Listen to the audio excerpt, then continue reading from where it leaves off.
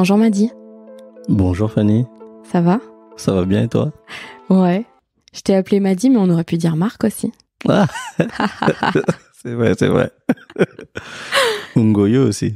Ah, on pourrait? Ouais. Ngoyo, c'est quoi? Ngoyo, c'est le prénom que mon père m'a donné. Okay. Dans ma famille, il nous a tous donné un prénom d'hérédité, on va dire. Donc chacun de mes frères et sœurs, on a un prénom d'un ancien. D'accord. Et Ngoyo, c'était le nom du roi du Congo quand c'était encore un royaume. Wow. Et c'était le prénom d'un de mes arrière-grands-pères. Si je dis pas de bêtises, ouais, arrière-grand-père. Wow. Donc voilà, il m'a donné le même prénom que lui. Apparemment, c'était un grand monsieur, un griot. Ok. Donc, ok, il y a un lien. Il y a un lien. On va tisser les liens ce soir. Ouais. Incroyable. Et ça veut dire quelque chose? Ça a une signification? Non, c'était juste le nom de ce royaume, du coup. D'accord. Le royaume de Ngoyo, et donc le nom du roi. D'accord, génial. Alors, on va commencer, Madi, par... En fait, est-ce que tu pourrais me dire qui tu es? Je suis un grand rêveur. Un gars passionné, un amoureux de l'amour, comme je dis souvent.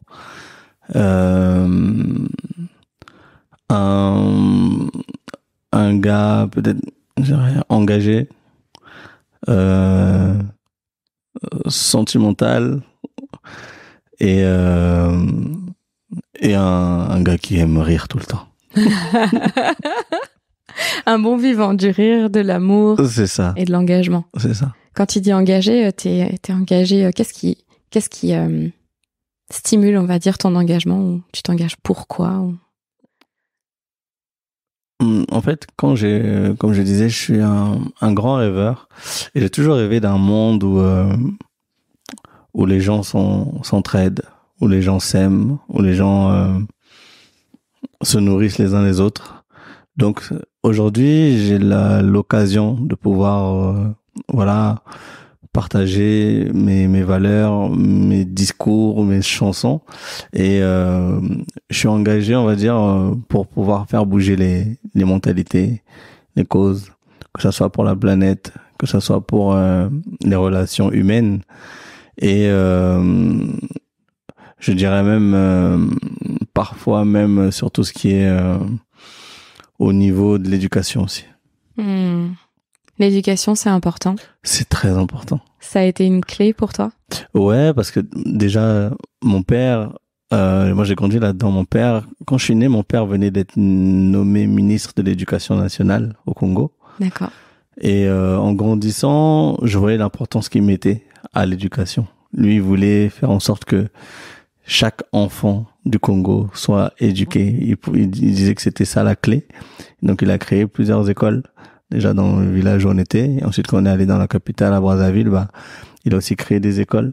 Aujourd'hui, il y a des écoles à son nom, et le système scolaire, enfin le programme scolaire a été créé par mon père. Donc encore aujourd'hui, il y a les livres, il y a les signatures de mon père. Donc voilà, l'éducation, ça a toujours été la clé. Mon père mettait beaucoup l'accent sur ça. Il voulait qu'on soit instruit, il voulait qu'on connaisse des choses. Pour te dire, même moi qui suis un amoureux des lettres et tout, il voulait pas que je sois que ça. Il voulait que j'apprenne aussi les maths, tout ce qui est scientifique. Partout.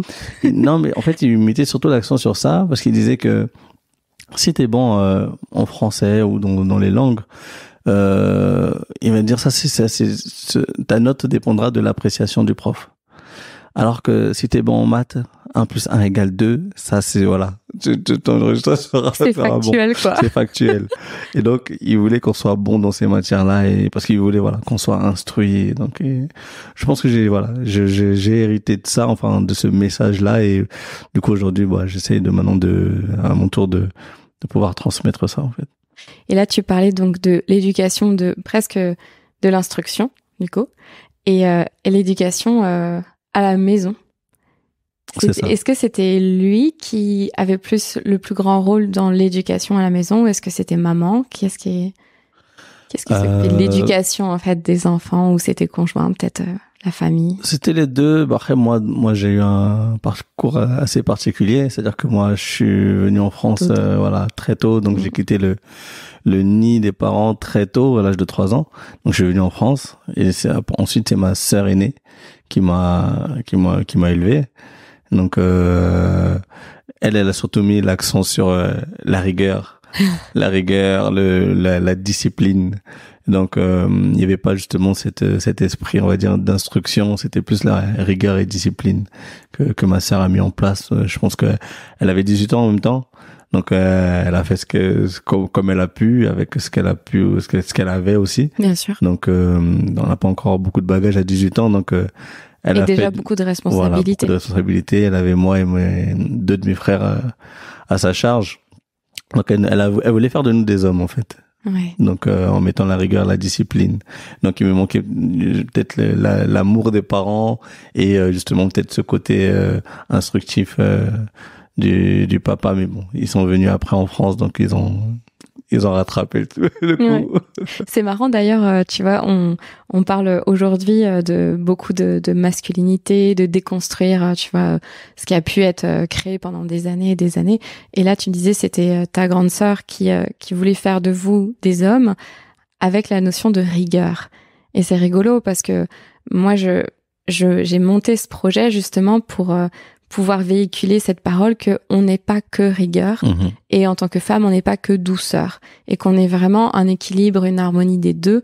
Et toi surtout quand tu t'es présentée, t'as beaucoup parlé du côté rêveur, amour, philanthrope aussi. Hein. Tu as pas dit ce mot-là mais j'ai entendu ce mot-là. Et je me dis comment est-ce qu'on arrive à se construire quand on n'est pas dans son pays d'origine, quand on n'a pas ses parents. Comment est-ce qu'on arrive à équilibrer cette partie du coup qui est plus douce à l'intérieur de toi, qui en fait est ta partie très créative, artistique même, et ce côté, on vit dans une société où il faut faire des choses, où c'est très rigoureux, et en plus, c'est l'éducation que tu recevais aussi, de la rigueur, de la discipline, de réussir à l'école, réussir dans ses études, etc., être un homme. Comment est-ce que tu as trouvé cet équilibre et sur ton parcours, est-ce que c'est la France qui t'a permis? Est-ce que c'est le Canada qui t'a permis? Après, c'est le Canada qui m'a permis. Parce qu'en France, le Canada, j'y suis allé pour mes études supérieures. Mais c'est vrai que quand j'ai d'abord vécu en France, j'ai vécu à Sevran avec ma sœur et mes 2 frères. Et c'est vrai que c'était que voilà la rigueur. Donc moi, j'étais un enfant très... Maintenant, quand j'y repense, j'étais un enfant très triste, en fait. J'étais très triste parce qu'il me manquait ça. J'étais un enfant très mélancolique. Je passais mes journées, des fois, l'après-midi à la fenêtre, en train de rêver d'un monde meilleur, d'un truc. Donc, et je pense que j'avais ce besoin-là déjà d'amour, de tout ça, mais je connaissais pas, je savais pas ce que c'était. Donc, je rêvassais beaucoup. J'étais un enfant qui rêvait beaucoup. J'étais souvent dans ma planète, dans ma lune. Voilà, donc il y avait cette rigueur-là, mais donc je m'évadais, moi, en rêvant. Des fois, pendant au moins une heure, je pouvais rester là en train de regarder le plafond, en train de rêver. Et c'est après au Canada, quand je suis parti au Canada, c'est là que pour moi, c'est comme si j'avais redécouvert l'être humain là-bas. Je me suis dit, oh, il y a des gens comme moi. Ouais. Il y a des gens qui rêvent comme moi, qui raisonnent comme moi. Je suis pas tout seul. Ça existe, en fait. Puis en plus, c'est rigolo parce que tu vois, t'es parti en France, c'était pas un choix, c'était pour des soucis de santé. Exactement. Si je me souviens bien, oui, tu m'avais raconté. C'est ça. Mais le Canada, c'est toi qui as choisi. Je dirais même pas. Ah ouais? En fait, c'est ma mère qui m'a proposé d'abord. D'accord. Parce qu'on avait un oncle qui avait envoyé son enfant là-bas et ça s'est bien passé.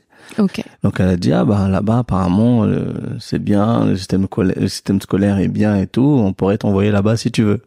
Et moi, peureux comme jamais, j'ai dit non, je connais personne là-bas, on m'a dit il fait froid.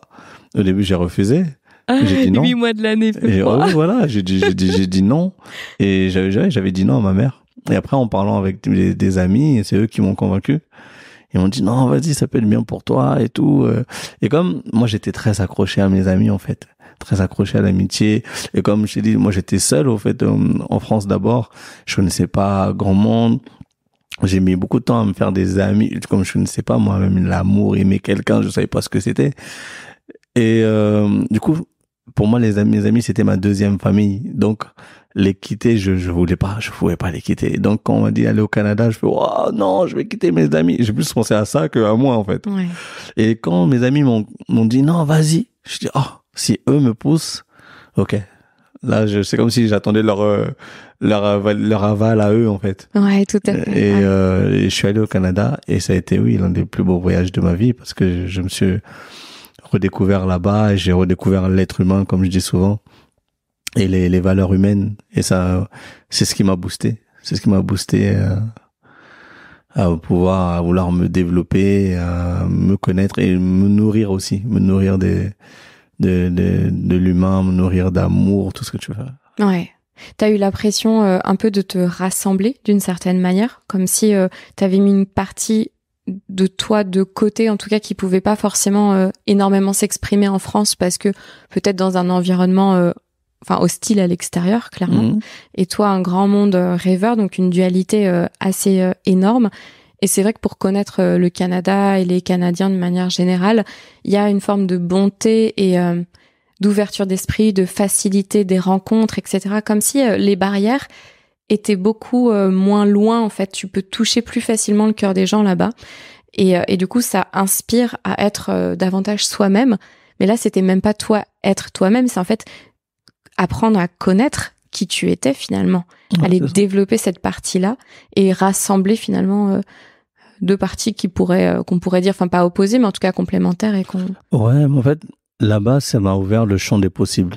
C'est-à-dire que moi-même, j'étais pas conscient de mes capacités, de mes qualités. Et en allant là-bas, les gens me renvoyaient ça. Et c'est même là-bas que j'ai commencé à faire de la musique et tout ça. Mais en fait, déjà dans l'éducation là-bas, on te pousse toujours à être le meilleur. C'est-à-dire, on te dit que tu vas réussir. C'est toi le meilleur. Mmh. Même si t'es peut-être celui qui est le moins, qui est le niveau le plus faible, toi, quand t'entends ça, ça te pousse à te surpasser, en fait. On te dit, ok, non, c'est toi, tu vas gagner. T'es le meilleur. Vas-y, fonce.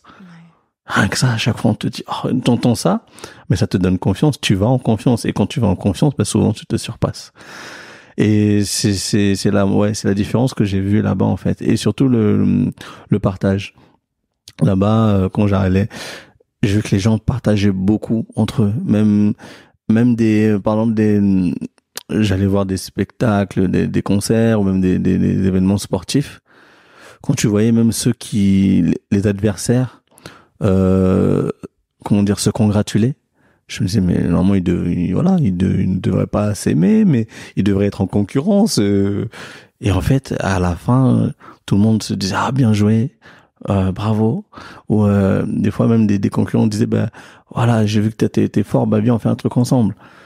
Et cet état d'esprit-là, moi, j'avais jamais vu ça en France. Moi, je voyais que des gens se tirer un peu dans les pattes ou essayer de se faire des coups bas. Alors que là-bas, non, ils disent c'est mon concurrent, je le respecte. Et si on peut même faire des choses ensemble, on le fait. Et ça, j'ai dit ok. Et ça, en fait, voilà, ça m'a ouvert le champ des possibilités. Ça m'a permis de moi qui rêvais déjà, mais de rêver encore plus grand. Ouais. Et si tu repenses juste à ton enfance, parce que c'est clairement à notre enfance qu'il se passe énormément de choses et qu'en tout cas qu'il y a des choses qui se positionnent pour l'avenir. Quand tu repenses à ton enfance, peut-être d'ailleurs tu peux faire cet exercice si c'est ok pour toi, juste de fermer les yeux et puis de prendre de grandes inspirations, de grandes expirations. Ok. Et penser à cette période où tu étais du coup loin de tes parents, dans un pays que tu n'avais pas choisi, un environnement pas forcément propice. De quoi tu avais besoin à ce moment-là? Qu'est-ce que tu aurais eu besoin d'entendre, de recevoir, de l'amour. Et sous quelle forme cet amour? L'amour, juste des gens qui te donnent de l'amour. Moi, c'était vraiment ça. Hein. C'est ça qui me manquait. C'était l'amour. Quelqu'un qui... Juste des mots même. Parce que, comme je t'ai dit, ma sœur... Elle a tout bien fait. Elle a fait de nous des hommes. Mais je pense qu'il lui manquait peut-être cette chose-là, donner de l'amour, même un je t'aime. Les Africains, je sais qu'on est très pudiques sur tout ça, mais juste des fois l'entendre, tu vois. Je pense que ça, c'est ce qui m'a manqué le plus. Ma mère, quand elle venait en France, elle passait parce que j'étais souvent à l'hôpital du coup à cause de l'asthme, et elle venait à mon chevet, mais ça me faisait du bien. Et c'était sa manière de montrer aussi son amour. Et je pense que de l'entendre, je pense qu'en étant petit, ça m'aurait encore plus boosté. Parce que je le voyais dans les films, tu vois. Bien sûr. Je le voyais, mais pourquoi Brandon, il dit ça, truc. Et nous, en fait, c'est ça, je me disais, mais c'est ça que je veux. Et je me disais tout le temps, l'amour que j'ai pas là, quand je serai plus grand, je le donnerai à 20 000 fois à tout le monde, en fait. Et donc, je pense que c'était vraiment ça. Et c'est ce que tu fais à travers tes chansons. Exactement. Et en fait, c'est ça qui est magique, et je l'entends depuis tout à l'heure, mais je voulais que tu puisses le dire, oui, c'était de l'amour, mais c'était entendre de l'amour. Parce que tu vois, t'aurais pu avoir besoin qu'on te prenne juste dans tes bras ou qu'on t'offre des cadeaux. Non, toi, tu voulais l'entendre. Exact. C'est pas pour rien que tu utilises ta voix pour transmettre de l'amour. Parce qu'en général, ce qu'on donne, c'est ce dont on a manqué, en tout cas dans notre perception. Et là-dessus, on est en miroir. Moi, j'ai pas trop eu la sensation d'avoir entendu, tu vois, qu'on m'aimait. Mm-hmm. Pour le coup, je ne le remets absolument pas en cause. Et toi aussi, je pense que tu sais que t'étais aimé. Ouais. Mais ce dont on avait certainement le plus besoin, c'était de l'entendre. Et c'est rigolo parce que on reçoit rarement le langage d'amour qu'on a besoin de recevoir, mais ça nous permet d'aller le chercher au fond de nous, de savoir que c'est le nôtre et de le développer. Et ça devient un talent incroyable. Donc entre ton amour des mots, de l'éducation qui vient du papa, le fait que tu aurais aimé entendre de l'amour, c'est venu, toi, te créer une unicité incroyable à partir du moment où tu as débloqué ta voix, puisque tu viens de parler de problèmes d'asthme. C'est ça. Donc quand on est asthmatique, le fait de parler ou de chanter, c'est pas forcément hyper easy. Et comme par hasard, je pense qu'il y a un petit lien entre ta guérison d'asthme et le fait d'avoir libéré ta voix, pris ta place et pris ton envol aussi. C'est exactement ça, hein, exactement ça. Comme moi, de toute façon, je dis souvent, hein, dans une de mes chansons, je dis j'ai tellement d'amour dans le cœur que si on le pesait, je paierais des excédents. En fait, pour moi, j'avais tellement d'amour en moi à donner, et j'avais l'impression justement de pas être dans le bon environnement pour le donner. Donc c'est ça que je disais quand je serais plus grand ou plus tard. Mais j'ai envie de donner de l'amour à tout le monde. Mais ce qui est beau, c'est que ça n'a pas entaché ça. Tu sais, ça aurait pu te rendre aigri ou dépressif même carrément, tu vois. Ouais. Et est-ce que tu penses que justement c'est le fait d'être parti au Canada comme si c'était le bon timing, que ça ne se soit pas... C'est difficile de refaire le passé, mais est-ce que tu peux imaginer si t'étais pas parti au Canada, qui tu serais aujourd'hui en fait? Je pense que j'aurais pas osé faire tout ce que je fais aujourd'hui si j'étais pas parti à Montréal. Je pense que je serais rentré peut-être dans un moule, j'aurais fait les choses un peu comme tout le monde. J'aurais peut-être pas, je me serais peut-être pas autant ouvert aussi. Ouais, je pense que j'aurais pas, parce que j'étais pas quelqu'un qui avait, j'étais très timide, j'étais très réservé, je parlais pas beaucoup de moi, et je pense, si j'étais pas parti au Canada, j'aurais été peut-être, que je serais resté peut-être mystérieux, j'aurais pas osé en tout cas parler de moi ou me dévoiler. Alors que quand je suis allé au Canada, c'est là-bas que j'ai commencé à écrire, parce que l'environnement était propice à ça. J'écrivais beaucoup et je le partageais avec des amis qui étaient même plus ouverts, parce que ici en France, des fois j'avais du mal un peu aussi à parler de moi, à m'ouvrir. D'ailleurs, j'avais toujours ce rôle de... Les gens me voyaient comme m'a dit, le bout en train, celui qui aime rigoler tout le temps, un peu le leader et tout ça, mais cette sensibilité-là, je la montrais pas du tout. peut-être que je me protégeais, je sais pas, mais au Canada, en tout cas, j'ai voulu là-bas, en tout cas, j'ai ouvert les portes à ça et je me suis plus ouvert aux gens et j'ai laissé cette sensibilité, en tout cas, parler. Ouais. Donc toi, ça a été l'environnement qui t'a permis de t'ouvrir. Si par exemple, tu penses même à des personnes autour de toi ou des amis autour de toi où tu peux ressentir qu'ils ont cette forme de sensibilité, mais où pour eux c'est difficile de la montrer, de l'exprimer, tu leur donnerais un conseil? Qu'est-ce que tu pourrais toi leur partager pour justement leur laisser cette sensibilité s'exprimer? Je leur dirais d'écrire. Parce que moi, c'est écrire qui m'a permis de me libérer. Donc, avant de libérer la voix, t'as d'abord, t'es passé par l'écrit. L'écriture, ouais. C'est dur de dire des choses, de s'ouvrir aux gens, surtout quand des fois on a des blessures ou quoi. C'est très, très dur. Donc, l'écrire d'abord. Comme je dis souvent, écrire, c'est donner vie, en fait, à ses idées ou à ses pensées. Et donc, en les écrivant, ça m'a libéré. On a beaucoup de choses dans la tête parfois, et quand on les dit pas, au moins les écrire, ça les libère. Donc je me suis libéré de plein de choses. J'étais même parti pour écrire un livre quand j'étais là-bas, mes débuts à Montréal, quand la famille, mes amis me manquaient, c'est là que j'écrivais beaucoup. J'écrivais des pages et des pages. Moi-même je me suis surpris à beaucoup écrire. Je me suis dit waouh, mais ça fait du bien. Et donc tous les soirs j'écrivais. Ça me faisait un bien fou. Et une fois que je les ai écrits, et ben après voilà, j'ai commencé à en partager quelques textes avec des amis proches. Et c'est eux qui m'ont ensuite encouragé à faire du slam et du rap. Ouais, donc petit à petit, et puis avec les encouragements du coup, donc de se sentir aimé, soutenu, encouragé, de l'entendre. Ça t'a donné confiance pour aussi libérer ta voix et puis tester de nouvelles choses. Et puis, quand bien même, si ça marche pas, et je suis d'accord avec toi, l'Amérique du Nord, pour ça, est incroyable. Globalement, je dirais les pays anglo-saxons, le Canada, bon, au Québec, ça parle français, mais l'Amérique du Nord, je pense qu'il n'y a pas meilleur territoire pour oser se casser la figure et se relever. C'est ça. J'encourage souvent les gens à aller surtout à Montréal, parce qu'il y a vraiment cet état d'esprit-là. Et comme j'ai dit, là-bas, ils le font dès le lycée, dès le collège. On leur met ça dans la tête. Vous serez les meilleurs. Comme quand on entend souvent DJ Khaled dire we the best. Bah, eux, c'est ça, en fait. Ça les choque même pas. Nous, on va dire, ils se la racontent.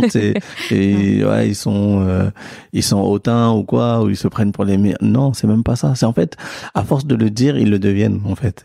C'est surtout ça. Fake it until you make it. C'est ça. Il dit, we the best. Même s'il n'est pas le best, mais à force de le dire, il va se convaincre lui-même et il le devient, en fait. Ouais.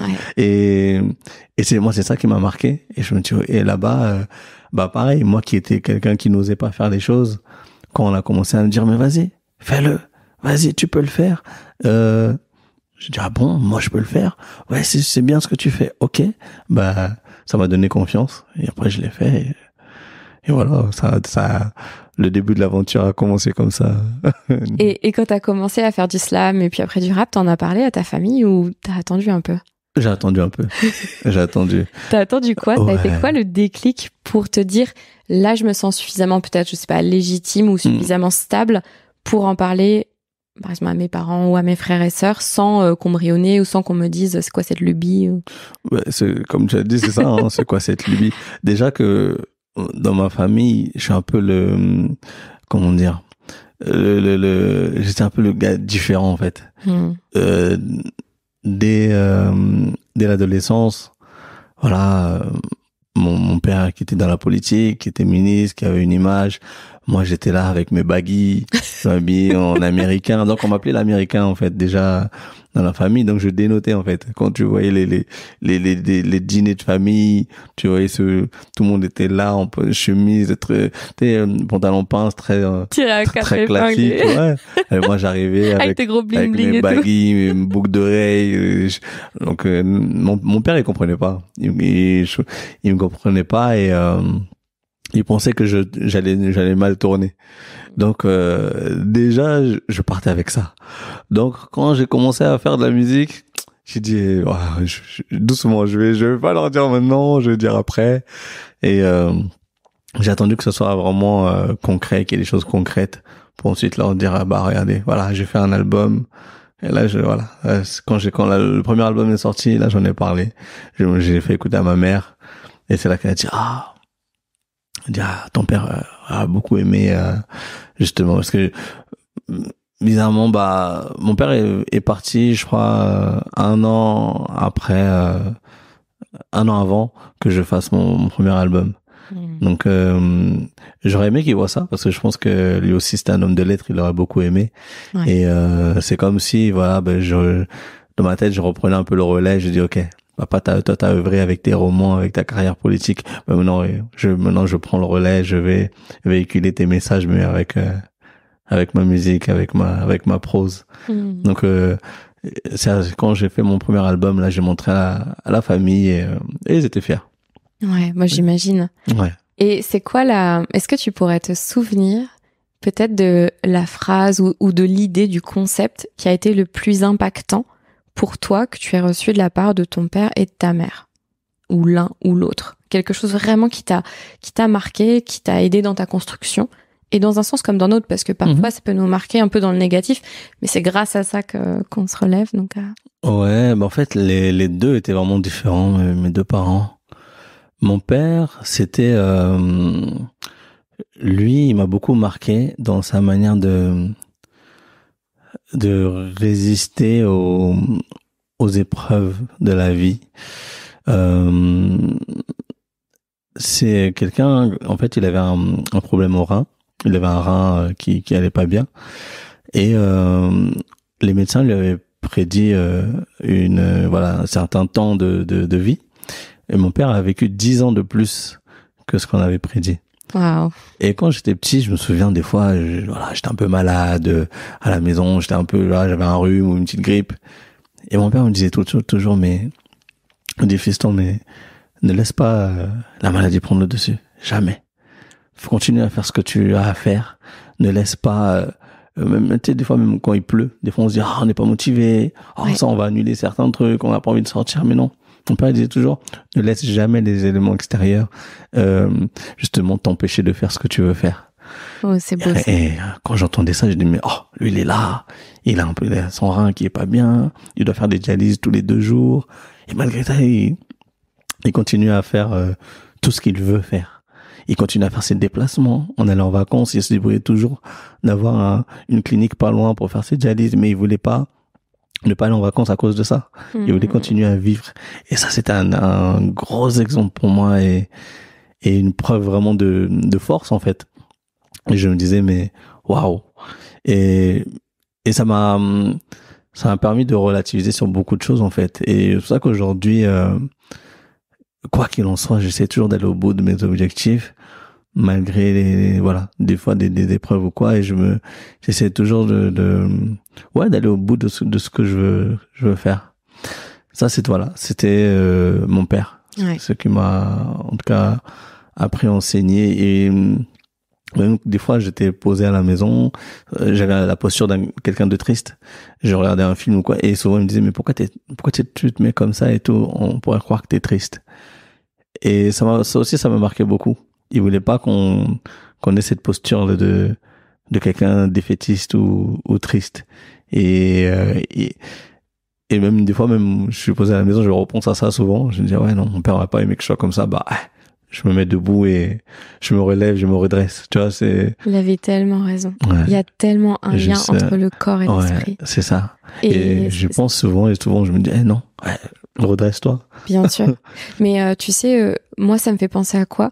Ça me fait penser à... Une fois, on m'a demandé de faire cet exercice. On m'a dit, essaye, Fanny, de pleurer en étant complètement droite. C'est quasiment impossible. En fait, quand tu pleures et que t'es triste, ton corps s'affaisse. Et donc, parce que t'as des pensées qui te rendent triste, etc. Mais si t'arrives pas à changer tes pensées, change ta posture. Et quand tu changes ta posture, tu changes tes pensées. Et c'est incroyable. C'est ça. C'est pour ça que je trouve que c'est très sage ce qu'il a dit. Et bien sûr qu'après, toi, tu viens y mettre ta sensibilité. Et l'idée, c'est pas de mettre les choses sous le tapis et que ça explose à la figure. Mais juste ça, c'est un petit tip, en effet, de quand t'arrives pas à changer tes pensées ou que c'est trop lourd pour le faire, change ta posture. Ça a un impact direct sur les pensées. C'est fou, hein? Ouais. Et quand il me disait ça, quand j'étais petit, je comprenais pas pourquoi à chaque fois il me disait ça, mais c'est en grandissant que j'ai compris. J'ai dit il a raison. Il avait raison. Ça, c'était mon père. Et ma mère, mon père, c'était l'eau, ma mère, c'était le feu. Et moi, je suis un enfant des deux. Et j'ai ces deux côtés-là, justement. Ouais. Et ma mère, c'était, ce qui me marquait souvent, c'est que, avec elle, il fallait toujours être prêt. Et je pense que elle nous a un peu traumatisés avec ça, avec mes frères et sœurs, parce que. Prêt à quoi? Fallait être prêt à tout, à toute situation, à tout. Ma mère, par exemple, si dans sa matinée, elle avait décidé de, je sais pas moi, d'aller, aujourd'hui, là, je vais, je sais pas moi, je vais aller faire les courses, je vais aller faire du shopping. Fallait qu'on soit prêt, tout de suite. Bon, les enfants, on y va. Mais maman, attends, on n'est pas encore douché. Comment ça, t'es pas douché? Alors, c'était ça, en fait. Il fallait toujours être prêt. Parce que elle, quand elle était prête, fallait être prêt à la suivre. C'était ça, en fait. Sinon, tu ratais. Et tu n'allais pas faire du shopping avec la maman, sinon. Et, c'était ça. Donc, avec ma mère, fallait juste être prêt parce qu'elle prévenait jamais.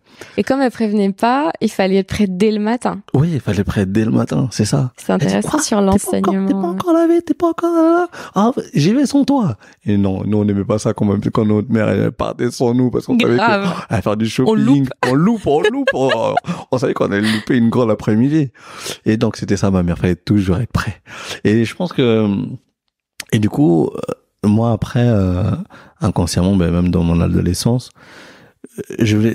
souvent les gens ils me disent ouais Mati t'es toujours tu fais plein de choses et tout parce que je n'aime pas procrastiner, je n'aime pas remettre les choses au lendemain parce que je me dis toujours faut que je sois prêt pour ce qui va arriver demain.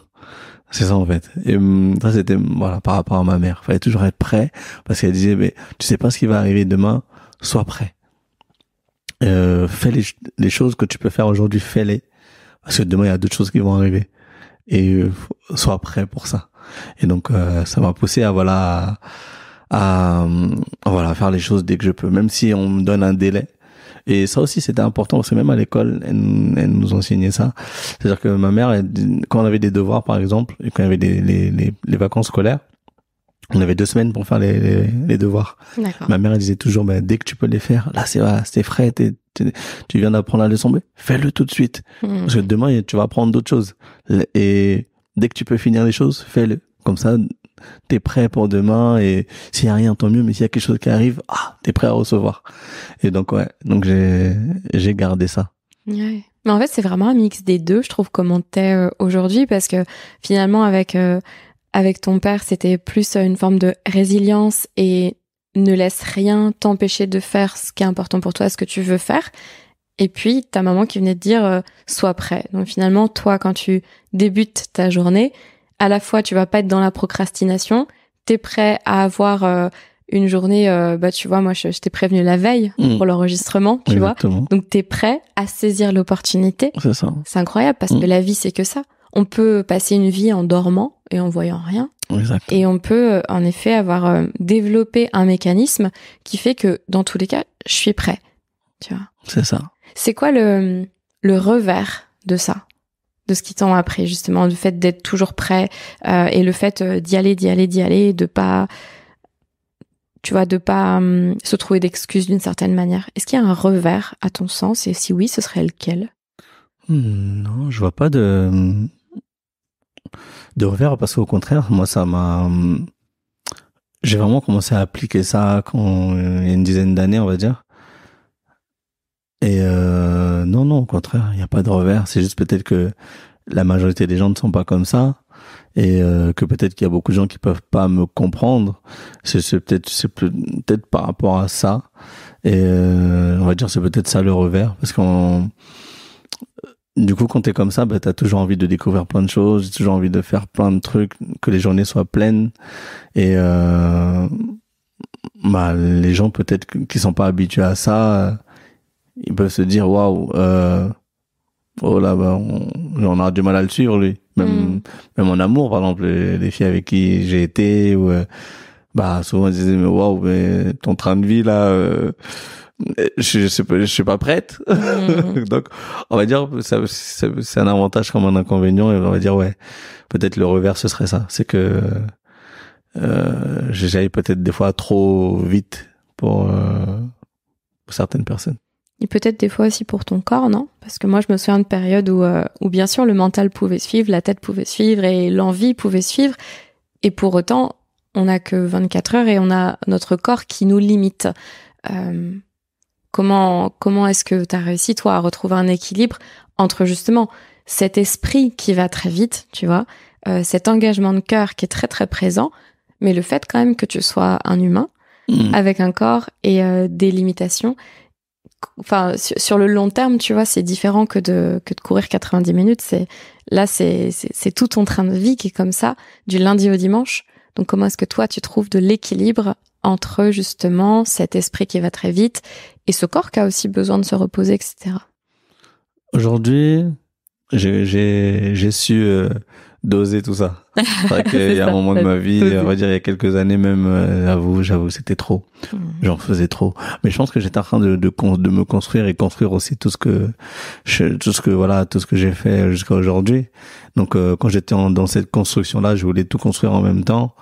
Et c'est vrai que parfois, ouais, je me disais, waouh, faut que je me repose un peu plus. Heureusement que j'ai pas eu de soucis de santé ou quoi, mais c'est surtout plus j'ai eu peut-être des alertes en me disant oh ok, bon, faut que je calme un peu. Donc là, depuis l'année dernière, par exemple, ouais, j'ai décidé de plus consacrer plus de temps au repos. Oui. Même si, parce que même quand j'étais ado, je voulais plus dormir, moi. Je voulais même pas dormir. Je prenais le sommeil comme une perte de temps. Je disais, mais on peut faire plein de choses la nuit. Pourquoi on dort? Et donc voilà, je dormais très très peu. Et j'avais l'impression vraiment de perdre mon temps et je dormais très peu. Et je sais même pas comment j'ai tenu même toutes ces années.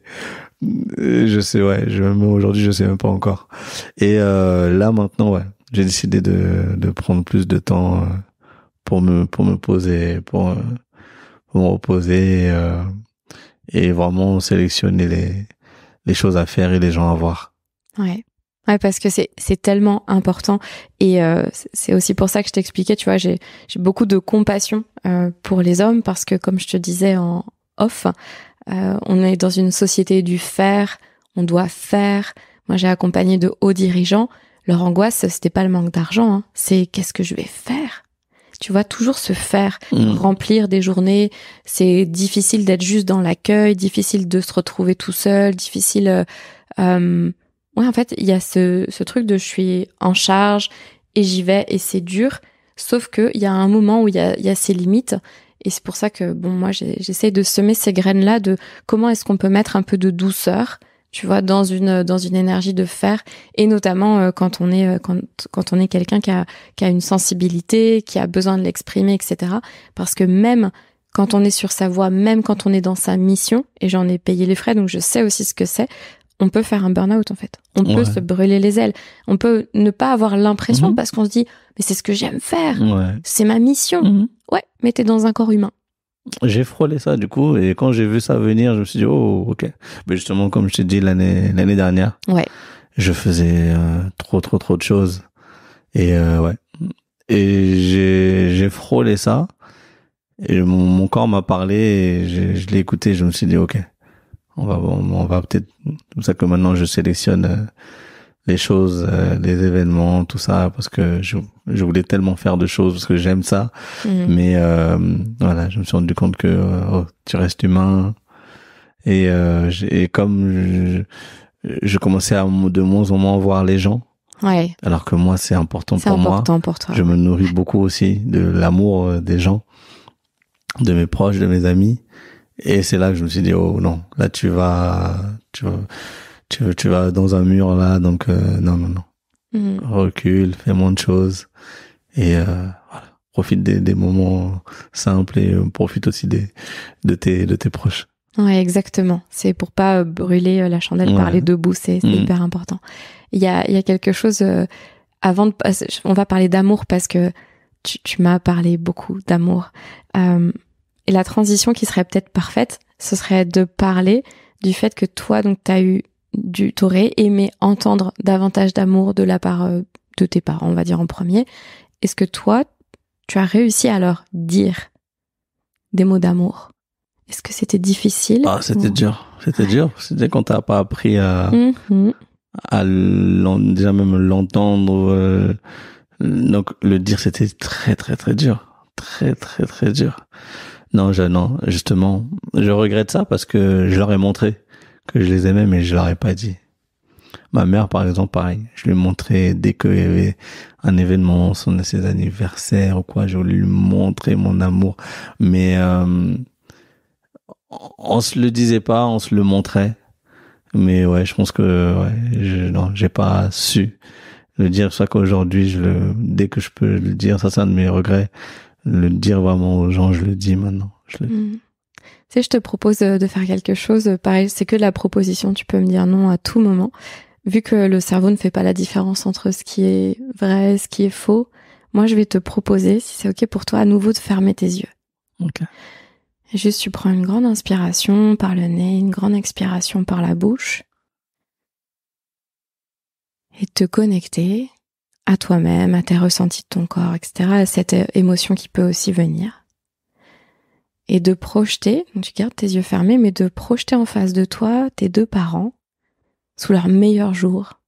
Un moment où tu as envie de les voir comme ça, peut-être en train de sourire, ce que tu veux. Et si c'est OK pour toi, de leur exprimer, tu peux garder les yeux fermés, leur exprimer là, à l'oral, ce que tu aurais voulu leur dire si tu avais su le faire par le passé. Et juste de faire sauter ce regret de ton chemin. Ok. Papa, déjà je te dis merci. Et puis regarde ce petit qui portait des baguilles. Tu vois, il a pas mal tourné. Et comme toi, il est amoureux des mots et de poésie. Et en tout cas voilà. Merci pour la force que tu m'as donné, que tu m'as transmis, cet amour des lettres. Et apparemment j'ai gardé ton sourire. Donc on me le dit souvent. Et puis en tout cas j'essaie de te rendre hommage dans mes concerts et dans mes différentes interventions. Et maman, regarde, hein. Maman, toi aussi, hein, je veux te dire que je t'aime aussi. Et puis, merci pour toutes ces leçons de vie, ces leçons que tu m'as apportées, toutes les vadrouilles qu'on a fait ensemble. Aujourd'hui, je continue, mais sans toi, mais bon, l'amour est toujours là. Je pense toujours à vous deux. Et puis, voilà. Mais je vous aime très fort et je sais que vous me regardez de là-haut. Et donc, voilà. On continue continuer le travail que vous avez laissé et puis, continue à semer de l'amour partout. Merci. Merci à toi. Et donc, on va continuer sur l'amour. Et moi, je me posais la question de, ça a été quoi l'impact sur tes relations du fait de ne pas avoir grandi proche physiquement, on va dire, de tes parents, et notamment de ta mère, parce que forcément, on sait que la relation père-fille et mère-fils a une influence sur nos relations amoureuses. Du coup, ça a été quoi globalement ton pattern amoureux? Si tu as pu voir, s'il y avait un schéma que tu reproduisais par exemple assez souvent, est-ce que tu as pu voir ça chez toi, ou est-ce qu'il y a eu des choses où aujourd'hui, avec ta conscience d'aujourd'hui, quand tu regardes par le passé, tu dis ok, ça c'est très certainement en lien avec le fait que j'ai pas entendu l'amour, du coup j'avais peut-être l'impression de pas le ressentir complètement, ou je me sentais seule. Tu parlais de tristesse aussi, il y avait pas mal de choses. Ouais, en fait, je savais pas comment me comporter en amour. Ouais. Mes premières relations, je savais pas quoi faire en fait. Donc, comment il fallait l'exprimer, comment il fallait le montrer. Je sais, donc quand j'y repense, je me dis mais waouh, catastrophe, comment quoi. La fille qui était avec moi, mais mais la pauvre. Je bon, sais si elle est là, si elle écoute, on je sait sais jamais. même pas comment elle a pu résister et rester avec moi. Et je me revois, même tenir la main. Pour moi, ça faisait bizarre. Ouais, bah ouais. Et quoi, il faut se tenir la main quand on s'aime? Pourquoi? Des choses comme ça. C'était ça. Et donc dire je t'aime, oh là là, mais elle me le disait souvent. Mais moi, je savais pas, pour que ça sorte, c'était compliqué. Pour moi, j'ai attendu peut-être 2 ans avant de pouvoir le dire. Pour moi, tellement c'était rare de l'entendre. De le dire, je me dis, mais il fallait que je sois sûr que ce soit la femme de ma vie, en fait. Ouais. Ça avait une vraie valeur, en fait, hein. Ouais. Je me dis, mais de le dire, waouh, mais pour moi, c'était un mot difficile à dire, donc je me dis, mais je le dirai à la femme que je vais épouser, en fait.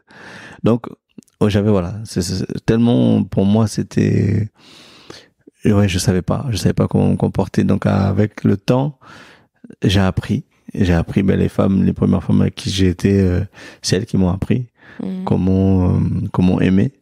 Parce que même, je dis, elles ont eu du courage parce que, comme je dis souvent, moi, j'avais mis mon cœur dans du papier à bulles entouré de barbelés. Donc, c'était dur de rentrer dans mon cœur. Pour moi, je me méfiais tellement. Pourquoi tu te méfiais d'ailleurs?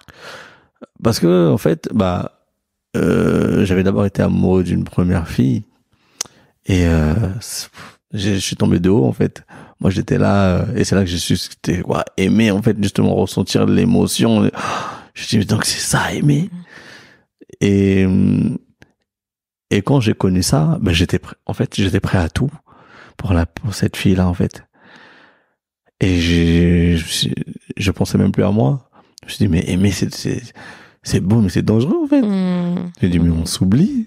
Je suis là, je vivais pour cette fille-là. Et quand après, ça s'est terminé et tout, moi, je suis tombé de très haut.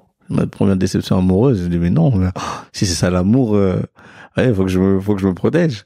Donc, c'est pour ça que je dis, j'avais mis mon cœur dans du papier à bulles entouré de barbelés. Donc, après, les filles qui venaient après, mais des fois, je disais, mais qu'est-ce que vous voulez? Non, l'amour, voilà, moi, je m'en méfiais limite après. Ouais. Je m'en méfiais et elle faisait tout pour rentrer dedans, dans mon cœur. Mais moi, j'étais là, je dis, non, attends, je suis pas encore prêt, là.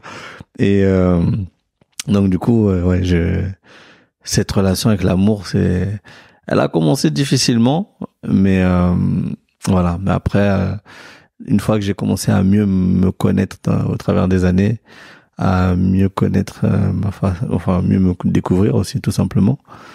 Et j'ai su ensuite, pu aussi mettre la raison là-dedans, parce que j'ai vu que l'amour, des fois, si je faisais confiance qu'à mon cœur, mon cœur pouvait m'emmener très très loin.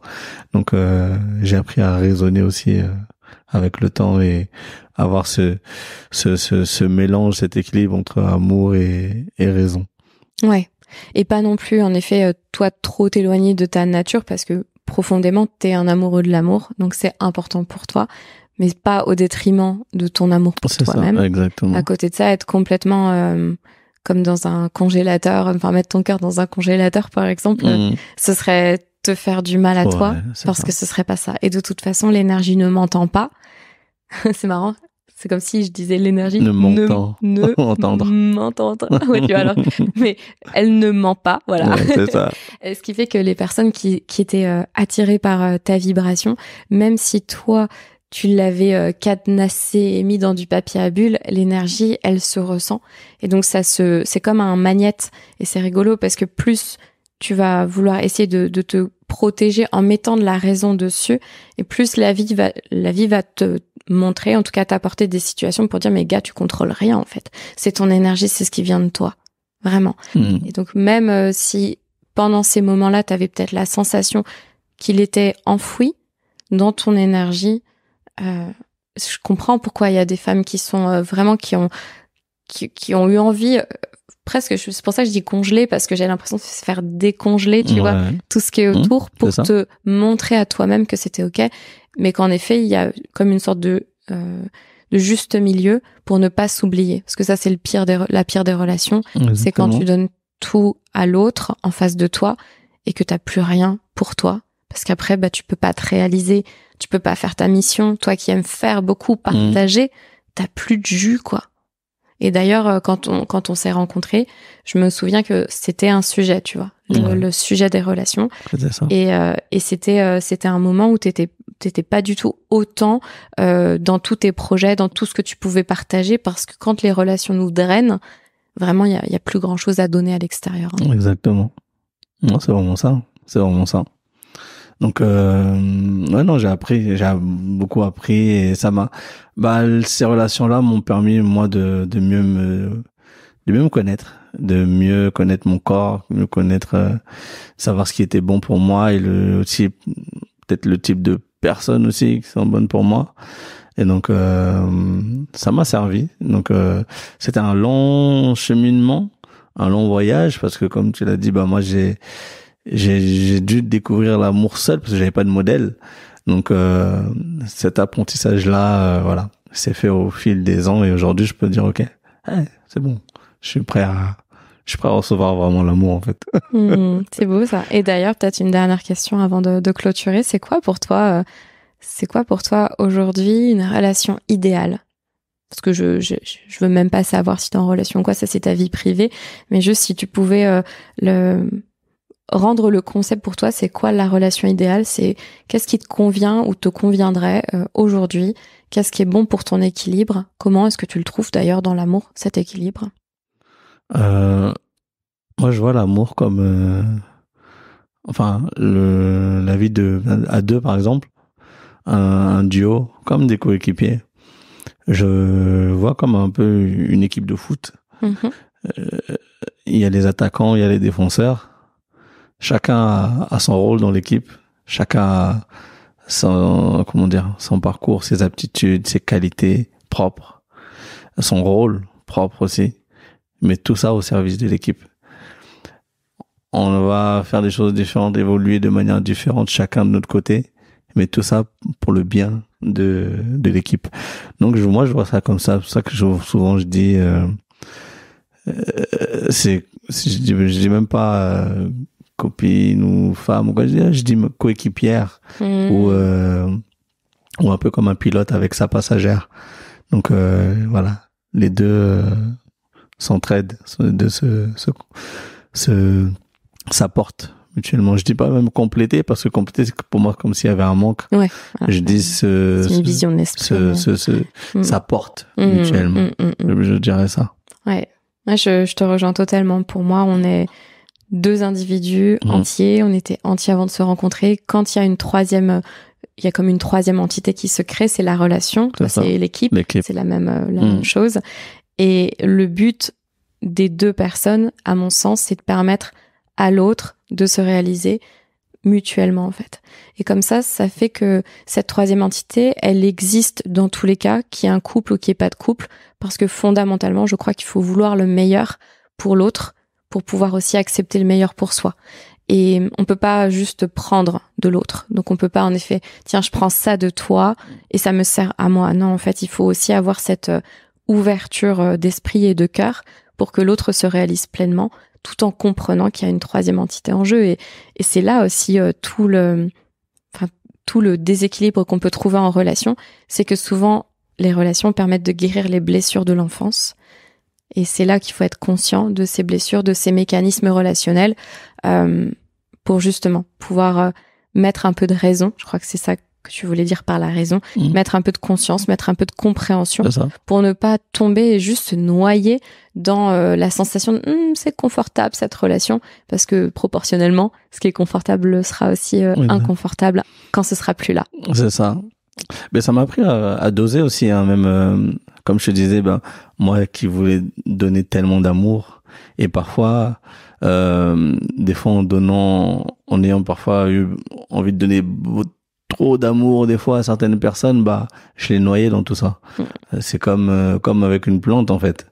quand tu l'arroses trop, tu la tues. Quand tu l'arroses pas assez, pas aussi. Donc, toutes ces relations aussi m'ont permis à moi de mieux aussi gérer, aborder tout ça, parce que et à mettre cette conscience et cette raison pour pouvoir aussi doser, parce que il y a des fois trop d'amour, j'ai envie de donner trop d'amour aux gens, et des fois je peux les étouffer avec. Ouais. Donc j'ai appris. C'est beau. Et de toute façon, on passe notre vie à apprendre. Donc, merci d'être sur ce chemin d'apprentissage et de transmission, parce que les deux chez toi vont de pair. C'est très beau. Est-ce qu'il y a autre chose que tu aimerais rajouter dans cette interview, quelque chose qui te paraîtrait important, que t'as pas mentionné, que t'aimerais mentionner? C'est la libre antenne. Ok, j'ai envie de dire. L'autre jour, j'ai rencontré une personne qui m'a beaucoup parlé de gratitude. Et c'est un mot qui revient souvent dernièrement, en tout cas dans ma vie. Et je me dis, j'encourage les gens justement à parfois juste prendre le temps d'analyser des fois leur situation et faire preuve aussi parfois de reconnaissance et de gratitude envers plein de choses, envers la vie, envers les gens, envers les gens qui nous entourent, les choses qui nous arrivent. Et rien que ça permet aussi de conscientiser beaucoup de choses et de pouvoir peut-être ça apporte beaucoup, juste de faire preuve de gratitude et de reconnaissance. J'ai expérimenté ça ces derniers temps et je vois à quel point on prend conscience aussi de beaucoup de choses, et notamment de l'amour des gens qui sont autour de nous, des gens qui nous aiment. Faites l'expérience et voilà. Mettez de la gratitude et de la reconnaissance dans vos vies. Mais carrément. Mais c'est vrai, la gratitude permet de pas se connecter au manque, mais de se connecter à ce qui est déjà là. C'est ça. Et ça donne cette notion aussi d'abondance, et l'abondance n'est pas que financière. L'abondance, elle est, je pense, avant tout émotionnelle, plein de choses invisibles avant même de se transformer dans le visible. Donc ouais, je te rejoins. La gratitude, c'est ça. C'est incroyable. Comment est-ce que tu te sens, Mady, à la fin de cette conversation? Je me sens bien, limite, j'ai même pas envie qu'elle termine, en fait. Mais de toute façon, toi et moi, je sais, on peut parler pendant longtemps. Ouais, non, mais je sens bien. Et ça fait du bien, parce que comme je te disais en off, c'est rare que je parle de ma vie comme ça. Et ça fait du bien. Moi qui étais quelqu'un de très peu bavard sur moi, sur ma vie, et aujourd'hui, je suis dans cette démarche-là. Je veux que les gens me comprennent mieux. Donc voilà, ton invitation, en tout cas, ce podcast va dans ce sens-là, et je suis ravi de faire ça avec toi. Merci à toi. Je te souhaite tout le meilleur, beaucoup, beaucoup, beaucoup d'amour, beaucoup de transmission, beaucoup de joie, et juste un cœur. Tu es un grand cœur. C'est quelqu'un qui a un grand cœur, qui émet et reçoit énormément. Je sais que tu es très bien entouré, etc. Et que tu as trouvé une forme de paix et d'équilibre dans tout ce que tu fais, dans toutes tes activités, dans la conscience que tu mets sur tout ça. Donc je te souhaite juste d'agrandir encore plus ce rayonnement, que les gens découvrent encore plus qui tu es. Parce que moi, c'est ça qui me touche, et c'est pour ça qu'on n'a pas plus parlé que ça de ce que tu fais, parce que ce sera de toute façon dans le descriptif. On peut te retrouver, bien entendu, sur plein de sites, sur plein d'activités et tout ça, et tes réseaux, et on en parlera. Mais ce qui m'intéresse, parce que c'est ça qui touche les gens, même à travers tes textes, c'est pas, bien sûr que c'est ton talent, mais en fait, c'est ce qui vient de toi. Et j'invite toutes les personnes vraiment qui écouteront tous les épisodes, c'est ça que je veux montrer, c'est ça que je veux transmettre, c'est vous avez une identité et une unicité qui est incroyable. Et toutes les cellules de votre corps, elles vibrent à votre fréquence, elles vous permettent de concentrer cette énergie. Et c'est ça qui touche les cœurs. Et quand on trouve quelque chose, quand on trouve sa mission, quand on fait quelque chose qui nous anime profondément, toutes nos cellules se concentrent pour que ça vienne toucher la personne. Et la personne va se dire « Oh, c'est incroyable, cette pizza, elle est merveilleuse. Cette chanson, elle est d'une douceur. Oh, et le sourire de cette personne. » En fait, c'est juste la vibration, c'est juste ce qui émane de toi avant même ce que tu fais. C'est ce que tu es. Donc, merci d'être. Merci. Merci d'être toi. Et à très bientôt.